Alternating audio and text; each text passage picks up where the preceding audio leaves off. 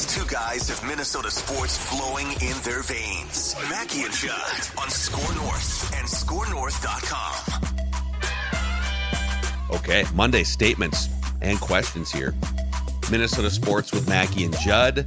Tonight, as we record this on a Monday morning, late in the night, we'll do another Flagrant Howls post-game recap after Game 4 in the Bay Area. Maybe have to fire up a little bit of a late-night legit pizza. Oh, there you go. A little halftime legit pizza. Those throwback pizza parlor vibes, that stone-baked cracker-thin crust, zesty tomato sauce. This is, it's frozen pizza that lives up to the namesake. Legit. It is legitimate. Great frozen pizza. It is my current favorite frozen pizza on the market, and you can find them inside various grocery stores in the Twin Cities to have that authentic at-home pizza parlor experience. We appreciate Legit Pizza keeping us from being hungry here on Minnesota Sports with Mackey and Judd. Judd, would you like the first statement? I will hit the first ball off the tee with this one. I would give a kidney, an organ, to have the Timberwolves play the New York Knickerbockers in the NBA Finals. Wow. Now, the Wolves have to get past Golden State, which I think we all agree that they will. They then have to probably get by OKC or Denver, probably OKC. So that will be tough. The Knicks won the first two against Boston, and then Boston got their shooting on track, not completely, but enough to completely destroy the Knicks in Game 3. And so the expectation is that Boston will now eliminate the Knicks. But let me take you into a fantasy world where Karl Anthony Towns, after being traded in training camp for Julius Randle, who has been spectacular in these playoffs, and DiVincenzo, who has not been, but I think still might get on track, where they face off only months after the trade, and where Tibbs now goes head-to-head against Chris Finch. My God. I mean, the Golden State series has storylines.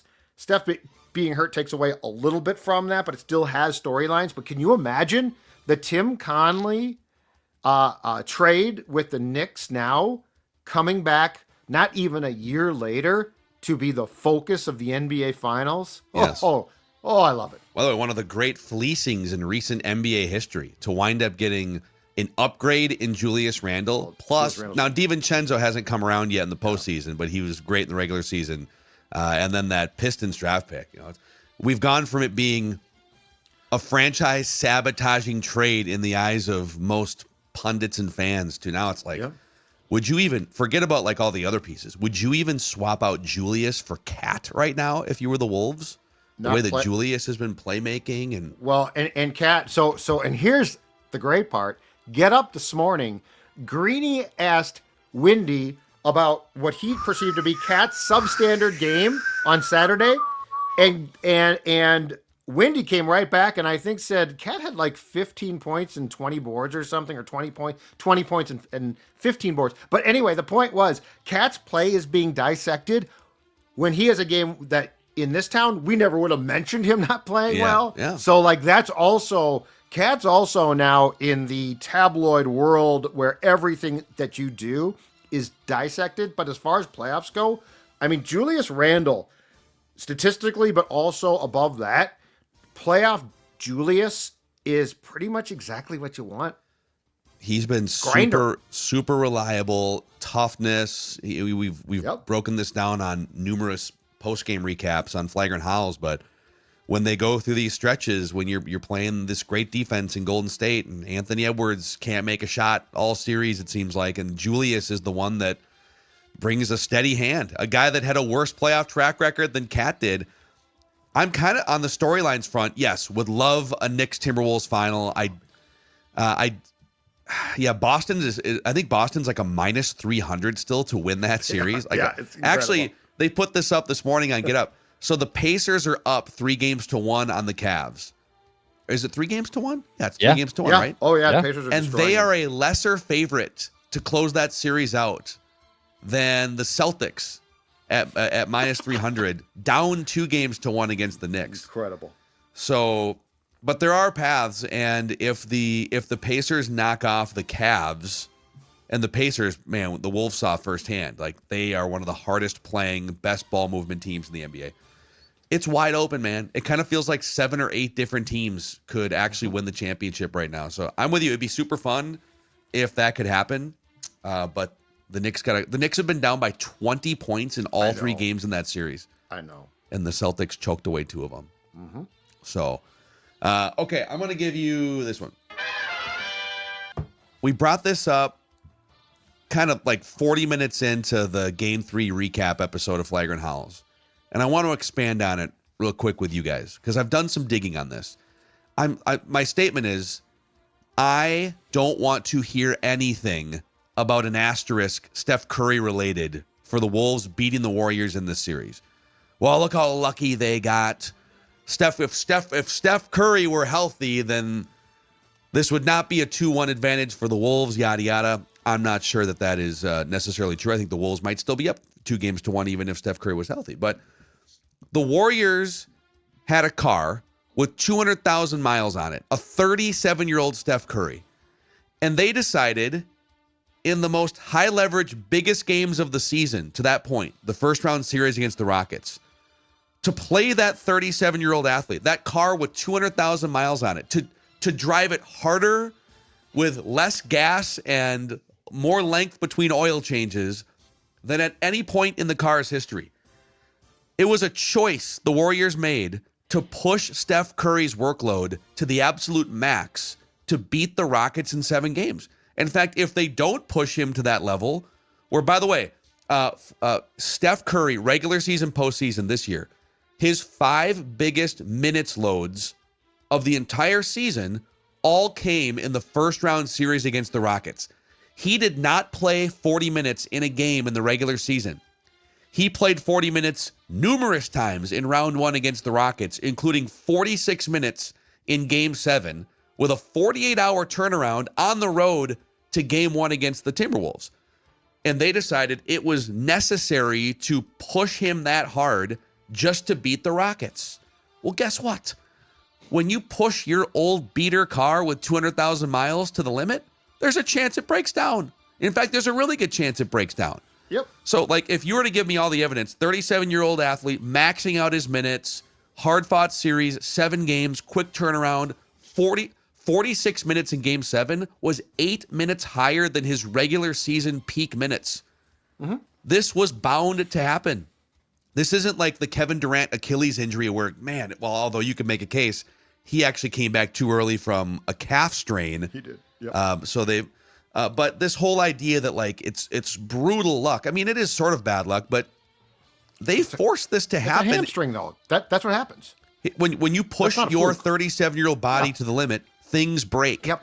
And they decided they had to push him to beat the Rockets just to get to the Wolves series. But this is the consequence. It's a likely consequence. Sorry.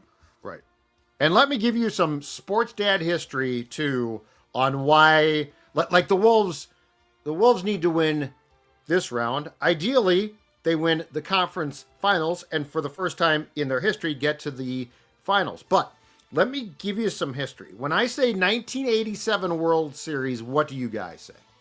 I say that I was 2 years old. Right, and but what do you know about it? You had fond memories of it. But what do you know about it? The Twins won in 7 games. Correct. They won all of their home games. Correct. It was a hard fought. There was a lot of Homer hankies being waved. Do you know what no one talks about? No one talks about the fact that Cardinals first baseman Jack Clark wasn't even on the postseason roster because he had an ankle injury. Now, in retrospect, does Jack Clark change that series? Quite possibly. No one talks about that. No one talks about the fact that Terry Pendleton, because of a ribcage injury, was unable to play third base. He DH'd in 3 games and pinch hit, but he couldn't swing from the right side of the plate. Those were 2 really big things. But you know what? No one talks about that now. You know why? No one remembers it. What they remember is what's in the record book. So like you can, or Golden State fans can complain and be like, well, this wouldn't be. But at the end of the day, if the Wolves win, this is going to be remembered as the series that put the dagger in the Warriors as we knew them. And that's how it's going to be remembered. I greatly appreciate your old school baseball reference. I'll bring it even closer to home for any Warriors fans that have stumbled upon this take, maybe this episode. Remember the start of their dynasty? The Warriors have won 4 championships over a decade stretch, with the first one coming in the 2015 NBA Finals, where they faced off against a loaded Cleveland Cavaliers team, regular season version. By the end of that playoffs, Kevin Love was out, did not play in that series. And if I remember right, Kyrie Irving got hurt in game 1. So the Golden State Warriors beat the Cleveland Cavaliers in 6 games to start their dynasty. And here are the players that played the most minutes for the Cavs in that series. Oh, God. LeBron James, who 36 points, 13 rebounds, 9 assists in that series. One of the Herculean performances of all time. Tristan Thompson played the second most minutes. Iman Shumpert, J.R. Smith, Matthew Dellavedova, and Timothy Mozgov. They were literally running out a borderline G League team in the NBA Finals because of injuries. And I don't hear Warriors fans on the other side say, you know what, this whole dynasty got started because the Cavaliers lost 2 of their 3 best players to injury before the series even began. Right. So I don't, and by the way, that to me, that's more flukish because those are dudes in their primes. Like, it's more rare for a guy in their prime to blow a wheel or something, in the playoffs. You're maxing out a 37-year-old at 46 minutes, quick turnaround, very little rest. Mm-hmm. It happens, man. So let's stop talking about that. I have a statement, Bay Area sports fans. How did that taste over the weekend? How did that taste? Not just the Wolves beating up on the Warriors, Twins sweep the Giants. It was a great little Bay Area, Minnesota weekend here of Minnesota sports conquering the Bay Area. Obviously, I spent some time in California in the last week, but and I have a hilarious situation that happened to me in a hotel room that I will get into later in a statement. But sweeping a good Giants team for the Twins, they've beat up on the Birds. They're going to face the Orioles again for 3 games. They've beat up on the White Sox. They beat up on the Angels. Giants come to town. That's a good team that they got to face, and they swept them, man. That wasn't just a 2 of 3 situation. They were able to sweep a really good ball club. That's huge for them. Wolves in a good spot now against the Warriors going forward, regardless of your asterisks with no Steph or no with Steph. It's a good weekend for Minnesota sports against the Bay Area. Take that. We don't get to take many victories like this, okay? So I'm really going to pile it on. That's where I'm at. The Giants, the Twins beating the Giants all 3 games. I think I saw, too, from Phil Miller in the Star Tribune, that this is only the second time in Target Field history the Twins have swept a 6-game or more homestand clean. Wow. Yeah, 23, I believe. Okay. Yep. Yeah. So that's pretty impressive. The Giants came in where they weren't. I think they were still behind the Dodgers, but they were like second in that division. And yeah, it's good team. You bumped them down to third. At some point, I'd love it if our celebrations of Minnesota sports weren't centered around like a Game 3 second round win by the Wolves and a mid-May sweep of the Giants. We'd like something a little higher up on the championship pecking order. But yeah, we'll meet these teams where they're at. Yeah, I'm 32, going on 33 years old. Okay, this is I haven't seen a men's championship in my life. So on May 12th, which is today, I'm going to take my parade route here willingly. Can I jump in with one more sort of, since we put a bow on the Wolf stuff? I have a question for Sports Dad, who's seen a lot of reckless speculation in his life. A lot of people saying that would never happen. And then like half the time that thing that you thought would never happen actually does come to fruition. Sure. It was reported, and I'm sure we can carve out actual space to like do a full episode on this when the time calls for it. Flagrant Howls. But Shams came out this morning from the NBA Combine in Chicago. It's kind of the center of the NBA front office universe. You got the NBA draft lottery tonight. So for teams that are already in the offseason and in draft mode, this is a big week. And Shams reported that Giannis has not made any firm decisions yet, but for the first time in his career, he is open-minded about whether his best fit is to remain in Milwaukee or playing elsewhere, league sources told ESPN. Now, Damian Lillard, who makes a lot of money, Achilles out for probably like next year, might never be the same player at that age. Done, exactly. So from a roster building, Giannis is 30, going to be 31. He maybe only has 2 or 3 peak years left where he can carry a franchise. This would be a completely lost year because you can't like, what are you going to do? Move off of an injured Lillard and bring in, like, there's really not that many moves the Bucks can make. Right. So my question here is, do you think Tim Connolly makes a phone call, just even a phone call, to the Milwaukee Bucks about a Giannis trade? Oh, absolutely makes a phone call. Yeah, absolutely. I think every team that thinks that they're competitive does. Like, it makes no sense not to, right? I also think the question is this. If the Wolves don't win a championship, when the season is done, what is the conversation between Conley and Ant as far as, because Ant could still use another guy, right? Another, like, to team up with another guy. So I do think that there's a discussion there. But do I think that Tim Connolly, I don't think he ever does not make a phone call. Like, it's very clear because the dude operates in the shadows. Yeah. Like, he does, I think he does very limited media. We don't know how he's thinking. He doesn't really tell us. I don't think he's got like a guy in our business who he tells stuff to. Like, Shams gets stuff when it's going down possibly. But the point is, yes, I think he makes a phone call. I think there's a lot of variables with Tim Connolly that we don't see coming because of how he operates. And I say that in a positive way, not a negative way. I do think there's a bunch of other teams, the Spurs, hell, Oklahoma City, if they don't get there, let's say they get beat in the Western Conference Finals or something. Yep. And I will back up a step and say, it's kind of a crazy existence. I woke up this morning from a Wolves perspective, and I saw that report, and I had 2 prevailing thoughts. One, I think the Wolves can win the championship this year. I think there's a world in which the Timberwolves win a championship this year. And 2, I think it'd be kind of fun if they explored a Giannis trade in like early July. So Giannis makes $54 million. He's got 2 guaranteed years left and then a player option in 2027-28, which he would probably decline that if he's healthy and sign one more deal. But he's got $54 million that he is due in 2025-26, which is by far more than anyone else on the Wolves.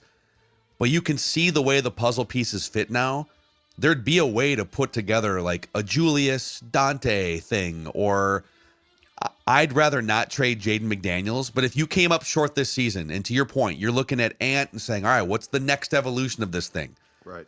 Is there a way to take Rudy's 35 or some combination? But I think there's other teams that would be able to provide a couple players and more draft capital than the Wolves are able to provide over the next 6 to 8 years. Right. Well, here's the question too that's going to come up very quickly once the Wolves season is done.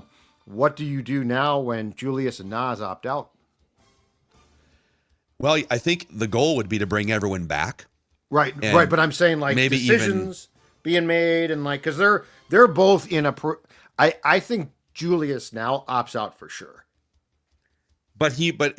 Couple things though. There's not that many teams that have enough cap space because so many teams are over the cap or into the aprons. So there's not that many teams that would be able to just straight up sign a player and absorb $30 million with under the cap space. So there's going to be more players that think they're worth that much money, either via free agency or via trade, than teams have available resources. So if you're Julius, that's going to factor in.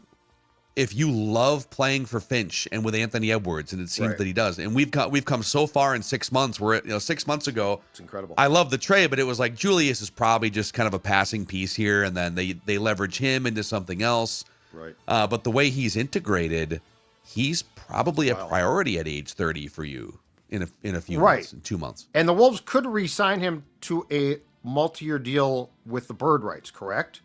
Yes, they can re-sign him. Even though the Wolves are over the cap, they can re-sign him. Hey, guys, if you really want me, why don't we do something that goes beyond a player option year? There's a lot of really, really juicy discussions. Yeah. And one of the ones internally, too, that's probably changed in the last month, if you had to make the decision right now, Nickeil Alexander-Walker has been so, I was going to say up and down, mostly down in the postseason. And you've got a lot of depth behind him in the organization. You don't have as much big man depth behind Naz Reid and Julius. I mean, you have 3 big men that are playable. Gobert, Naz, and Julius. And 2 of them are potentially set to be unrestricted free agents. So, but Connolly's we sit here and we're like, oh, what are they going to do? And he's 16 steps ahead on the chessboard. But he traded Cat. He's the ultimate one where if you say they won't do that, you're an idiot. Yes. You know he has like 6 different scenarios brewing, things that we haven't even really thought about or talked about. Before we get to at least a couple more statements here, boys, it's golf season. This is a great week to book a tee time at the Meadows at Mystic. That's right. You can go to golfthemeadows.com to book that tee time. Check out that tee sheet, golfthemeadows.com. Plus, they have a great pro shop. You know, sometimes you walk into some of these golf shops and there's like maybe a sleeve or 2 of balls or no tees around. Luckily, the Meadows at Mystic Lake, that pro shop is stocked, baby. So if you need anything there, go stop in before your round. And then while you're there, I think I got a selfie or an image this weekend of one of our listeners playing at the Meadows at Mystic Lake. If you are golfing the Meadows, send us a selfie. Go to golfthemeadows.com to book that next tee time. Also a shout out to Dennis Kirk. DennisKirk.com is here for riding season with over 185,000 parts, apparel, and accessories, motorcycles, ATVs, UTVs, dirt bikes, you name it. If you like to ride, DennisKirk.com is the place to get all of the top brands, the most stock available compared to their closest competitors. And they offer same-day shipping and free shipping on orders over $89. So check them out at DennisKirk.com. Riding season is in full effect here. Gentlemen? I got a quick last one from me. And I think for the most part, rightfully so, we give the Twins a ton of heat on things, right? Poll ads are going to sell, then they're not, blah, blah, blah. But anyway, I got a positive. Here's my statement. I love Twins TV. Twins TV, the upgrade from Bally/FanDuel to Twins TV is enormous. More camera angles. I don't necessarily care about the in-game stuff, like we're going to talk to Paddock or something now. But let me give you the one yesterday that I thought was just brilliant. And I feel like the Bally/FanDuel recipe was to try to tell your talent to talk over this, and they didn't. On the Baldelli situation with the pitch clock, where he came out and was mad because he felt that it should have been ball 1 to Kersey, and it was called no pitch, okay? Corey Provis and Morneau shut up completely. And because the debate transpired by the dugout, the mics picked up a bunch of it. Now, not everything, it was a little bit muffled, but Provis and Morneau were smart enough and had the ability, I would guess, to just listen to it. Yeah. So we all could hear some of it. And it wasn't a bunch of F-bombs. Quite frankly, if it was, I don't care. But it was like you could sort of piece together what the conversation between the umpires and Rocco was about. And it feels like on FanDuel, if there's a stray F-bomb, there's the immediate, we apologize for that inappropriate language. In this case, Twins TV just lets you hear it. I love it. And they do bleep it, right? Like if an F-bomb... there's no delay. So they don't bleep it. They can't bleep it. But so don't they? And they don't. I guess they wouldn't have to for like the cable distribution, right? I mean, no. When they run the games on Fox, whatever Fox. But I mean, Plus, we've also gotten past, like, if it's a stray F-bomb, it's not it's at one time it's like you're going to be fined. We're not as prude. $1 million. Yeah, we're not as prudish, and who cares? But I love, like, they've done Twins TV is really good. It's well produced. I really enjoy the games there, but I also love that Corey and Justin just let it play out. So, like, you knew sort of what the problem was, as opposed to Corey trying to tell some story so that we don't hear a word, and they can pot those mics down, and they didn't. I, for one, can't wait until Corey has a large framed picture of himself, maybe shaking Justin Morneau's hand up in the Twins press box. I look forward to that someday. It's gonna be Chad. Yep, I will. It's actually going to be me ordering like my 500th burger at Peg's Cafe. That's what the picture I want in the Target Field press box. Is the Peg's plaque at least in the cafe now? I didn't see it, but I wasn't really actively looking either. So it goes back to Met Stadium. God rest her soul. Yeah, but we're still calling it Peg's Cafe. Just for some background here, Peg was for decades the longtime press box attendant. Going back to Met Stadium. Yes, going back before the Metrodome. Yeah. She passed away a few years ago, but just that friendly face that helped whatever you needed. Or at times she was the server of the hot dogs to the media in the Metrodome press box too. It was awesome, man. So let's not forget about Peg and that. I see they took down a picture. As long as it's still named Peg's Cafe, right? Great lady though. Pay homage to her. Okay. Yeah. Statement for me. Drunk and under pressure is not a good place that I like to be in. So, had the wedding in California, San Juan Capistrano. I still am butchering this. I don't know what it's called. Capistrano. Yeah. I think it's Capistrano. Or the salmon of Capistrano if you're a Dumb and Dumber fan. That's right. So like an hour north, just up I-5 from San Diego. So it was a Thursday wedding. Have a blast. Great, beautiful ceremony outside. It was gorgeous out. It was like 75 and sunny. Food was great. Dance floor was great. Had a lot of fun. We come back to the hotel room, and I think I sent you guys the photo, but I'll show the listeners too. My wife goes into the bathroom, and when I say she screeches as loud as I have ever heard her or maybe anyone in my life screech before, she comes running back out and says, "There's a cockroach in the bathroom." Oh man, yeah. I mean, that thing is, for the YouTube audience, this thing is huge. Maybe I should tweet this out. Is this the hotel of the wedding venue? No. Is this where so you guys had booked this separately from?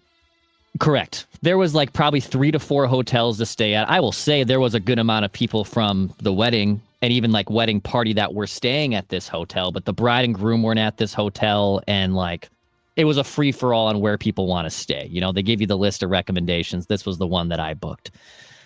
So I come up with the genius idea of trying to catch this cockroach in a cup, hammered. Like I've had a lot of drinks, okay, and it gets away no problem from me because whether I had the drinks or not, there was no shot I was catching that cockroach in a cup, and it sneaks behind the bed frame. What can I ask? Don't throw the brand under the bus, but like, did you try to skirt this? Did you try to get like a deal on a hotel kind of a situation and it backfired? Didn't backfire. So my wife says, "We're not sleeping here. You need to go downstairs." I mean, she's drill sergeanting me now. Now I'm panicked and I'm also flustered and obviously a little not in the great headspace. She's like, "You need to go down there and you're going to get us a new hotel room." And it's like 1:30 in the morning, California time. And I'm like, as you guys know, confrontation and like awkward situations. I'm like, you're good at this. You're better at this. You go down. If you had caught the cockroach and it was like, okay, the known cockroach has been apprehended, would that have sort of eased tensions about the room? I think so. Because the fact 100%. That like you whiffed on it and now it could be anywhere. It could be in the bed sheets. She does know that the hotel is probably infested with cockroaches, right? Well, then, exactly. So I go down there. I explain the situation. I was like, we need a new hotel room. There's a cockroach in it. And they were like, "Oh, absolutely, sir. No problem." Literally booked me a new hotel room. Within 2 minutes, I was back upstairs with a new card key. My wife had packed up everything. It's like, "We're getting the bleep out of here. Let's go to bed," like whatever. So we go sleep in the other hotel room. So the next day is the checkout date because we're going to go back to San Diego for the Friday night. And in the elevator, my wife's like, "You are going to go down there. You're going to ask for a refund. You're going to like, I am not and by the way, I already had paid for this hotel. Like I already had paid for it like weeks ago." Right. And I was like, "Hey, like, again, if this is something you want to do, go do it. I don't do well in these situations." Wow. Like I'm not good at this. What, did you book this through a third party travel site because sometimes you pay up front, it's a done transaction. There's no wiggle room at all. It's like you paid for it a month ago or whatever. The credit cards on the site, not with the hotel. Yeah. So the person that booked me the new room the night before said, when you check out tomorrow, mention this to our manager that'll be on staff, and like we'll see what we can do. And I was like, oh, okay, great. So I mentioned that. They waive our entire parking, which, by the way, like valet parking and non-valet parking in a hotel, it was like $110. So like I got that back. Good. I got that back, which I was like, okay, that's satisfactory to me. So you got a new room and you got $110 back. Yeah. All right, we'll take that W. Yeah. Yeah. And I explained that to my wife, who said, I am going to be calling blank to see if I can get a full refund. I was like, then that's your journey. Like I have completed my quest. Way to go, Kevin O'Connell. I have completed my part of this. Yeah. If you want the full refund, which by the way, isn't on your credit card, it's on mine. Right. You can figure that out because I've now done and exhausted my resource. But yeah, drunk and under pressure trying to catch a cockroach, not a good recipe. Or for a wife that wants you to be very confrontational when I'm not confrontational. First of all, you're correct. If she wants to fight the fight, she should fight that fight.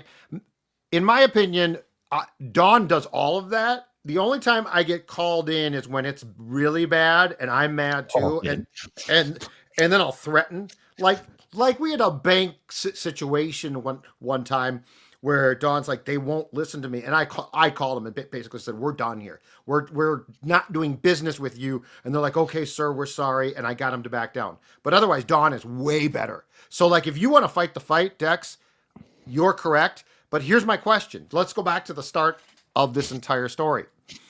Okay, it's a cockroach. That's a problem. I get it. Yep. But hotels have towels of various sizes. You're drunk. Yeah. Like when I'm drunk, I'm better. Like, there's a story. So Judd locks in the focus after about 4.5 IPAs. Well, I just don't care. But I'm just like tougher. Like if I'm drunk, I think we all are. So why wouldn't you just taken the biggest towel possible, put it on the cockroach, got the cockroach in the towel, taken the towel to the closest garbage, and thrown it away? I'm gonna jump in here with a power ranking actually of things that Declan could have used that were likely available in that hotel room before using a cup. So you took a cup which has very little room for error. It's a gigantic cockroach here. Yeah. But I would say a towel and a stomp on the towel would be number one. Yep. A shoe, take a shoe, hammer that thing with your shoe. Now I know this. I knew this also, even in my state. If you step on a cockroach and kill it, it lays its eggs. Oh, okay. Yeah, the towel is the key. So I didn't want to step on it because I'm aware of that. There's like a certain way you have to kill a cockroach without it spreading its eggs, which is but like, are those eggs likely to bother you guys in the next day or two? Or is that more of a problem for someone staying there in a month? I feel like the towel, though, like get the biggest towel possible, take it outside and just throw it like that. That's the key. I mean, it's not your towel. I had one pitch to throw, and even though the catcher had like 4 pitches in the arsenal, I have command of 1. How drunk were you? I'm gonna throw a knuckleball. Like, no, how about just knuckle curve? How drunk? Like on a scale of 1 to 10, what was your intoxication level at? 7. See, I'm surprised you didn't do the towel then. Yeah, like not my, certainly not like in the top 10 I've ever been, but enough where I've had enough. I've had enough drinks. The cup leaves you no margin for error at all. It's tough. I would even argue turning the cup around. Again, I'm talking about ways to kill it, and you maybe have diagrammed some reasons why. Was it a plastic cup or like a styrofoam cup? It was like those like coffee recyclable cups that they give you to make Keurings. They're terrible. Okay, yeah, that's tough.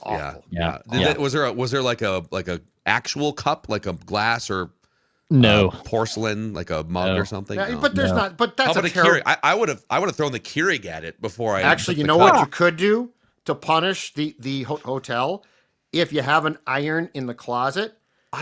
Take it, smash it. Who cares about the eggs? Put it back and let the house keep. Oh my God. Plug it in and fry it. Oh, that's that I wouldn't at 55. No, at 25 in a heartbeat. But Dex, I feel like the most important thing here tonight is this: you and the wife need to sit down and talk through this, because I'm with you. Like if she wants to threaten and say we want our money back, and you're like, I'm not, because I'm like you there. I mean, I'm probably not going to go say, I want a refund. If she wants to, I feel like she needs to understand that that's her thing. And it's not that you won't help, but like, it's not fair to threaten you with this is what you have to do. Because Dawn's done that and it drives me crazy. So now in the calm of your kitchen, I think that there needs to be an understanding because these situations will arise. Like it's normal. Absolutely. You need to understand who has what role exactly during moments of confrontation. Yeah. Exactly. You know, who's the closer? Well, who's the setup person? And I feel like you did a good job. Like you got moved, you got your parking back. Like I feel like you did saved your wife from a cockroach. You know. Yes. Yeah, but I mean, if I was in the bag, I don't think I would have moved rooms personally. What would you have done? So you would have. Well, I would have taken a you towel would have taken it out with a towel. But if I hadn't gotten it, I probably would have pursued it more. Yeah. For the kill. But I just think that this was a very important step now because if she wants to threaten and say I want all of my money back and stuff, and you're not comfortable. I think she needs to do that then. Have you guys gone on and given it a bad review on the internet yet? Not yet. I haven't. So she probably will.